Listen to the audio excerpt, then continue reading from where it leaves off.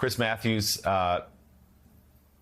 you worked at the United States Capitol many years ago. I'm just curious, as you hear about this officer and all the other officers who put themselves in harm's way, and what it must feel like to listen to not just the former president, but a large swath of the country defend not the officers, but the people on the other side of the Capitol on January 6th.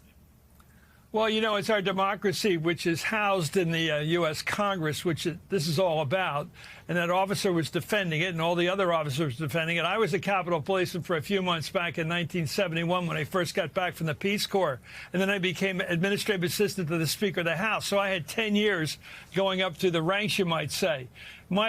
My love about that Capitol is about democracy. It's about the people that are elected to come there from all over the country. They're not D.C. residents. They're from all over the country to represent our democracy, to vote for us and representation of us. This is how it works. This is how we pick our leaders. This is how we govern ourselves. This is who we are as a democracy.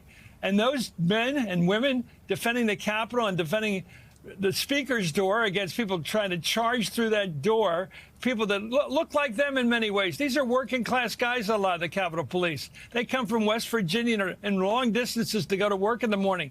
They're very much like the people, in a sense, culturally like the people attacking the Capitol. And then they saw them in throngs coming into the building trying to destroy everything that they believed in, including our democracy. And they were fighting for their lives. And 4 of them lost their lives. And this guy, I mean, I watched those people at the Speaker's doorway, which I walked through all the time when I was aide to the Speaker.